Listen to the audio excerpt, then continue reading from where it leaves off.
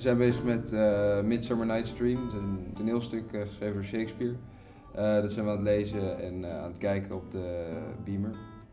Een uitvoering ervan in de Globe Theater, dacht ik. En we krijgen een heel nieuw inzicht ook erbij geleerd over de mimetische theorie. De mimetische theorie is eigenlijk, voor zover ik weet, de beste theorie over geweld, over het ontstaan van geweld en het ontstaan van conflicten.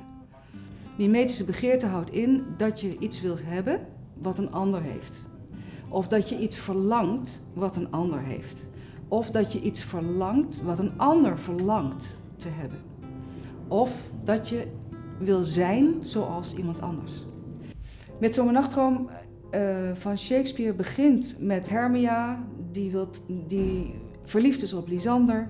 Lysander op Hermia, maar het probleem is dat Demetrius de favoriete echtgenote is in de ogen van de vader van Hermia. Dus dat de vader van Hermia zijn wil oplegt aan zijn dochter en eist dat zij met Demetrius trouwt. En zij zijn zo bezig met hun identiteit, met hoe ze willen worden gezien, hoe ze zich willen onderscheiden, dat ze zich niet realiseren dat ze steeds meer op elkaar gaan lijken. En dat is natuurlijk ook eigenlijk heel tragisch. Een individu wil juist zich onderscheiden, wil een individu zijn, wil origineel zijn. Dat willen we allemaal. Maar het gekke is dat we uiteindelijk, als we eenmaal in die competitie zitten, steeds meer op elkaar gaan lijken.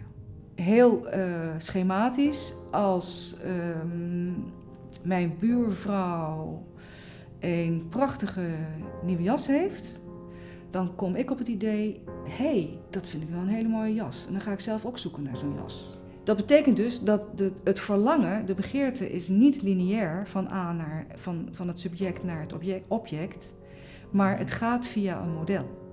En daarom is die driehoek op het bord getekend, want het is letterlijk een mimetische driehoek. Het is wel goed om de dingen die je gezien hebt, om het daar ook dan weer over te hebben in groepjes. Je bent er gewoon veel meer mee bezig, veel meer actief mee bezig, waardoor het veel meer binnenkomt in plaats van dat je het gewoon als een film kijkt en dat je het de volgende dag weer vergeten bent. Ik vind het wel, op een manier vind ik het heel interessant om te zien, zeg maar, hoe het zou kunnen werken met die mimetische theorie. Maar voor dingen die iemand wil, is er niet altijd iets in zijn omgeving wat dat, zeg maar, aanstuurt. Soms, ik denk dat er toch wel in mensen ook iets heel erg autonooms zit. Dat is juist wat ik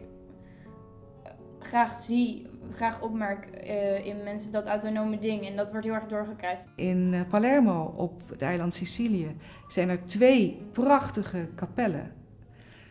En die zijn gebouwd in dezelfde tijd. De een staat in de stad, Palermo, en de ander staat op een heuvel. En dat zijn 2 verschillende bisschoppen. De een die is ermee begonnen, die heeft kunstenaars aangetrokken om die prachtige kapel te maken met het prachtige mozaïek. En de ander, die kwam daardoor op het idee en die heeft op de heuvel ook zo'n kapel laten bouwen met een nog mooier mozaïek. Dus zo werkt het. En dat is wel wat we allemaal overhouden aan beschaving. Dus dat is ook weer de goede kant ervan. Alleen de problematische kant ervan, daarvan weten de meeste mensen niks, omdat het iets is wat, als je eenmaal dit beseft, dan besef je ook dat je niet dat originele individu bent, of autonome individu bent, dat je dacht te zijn.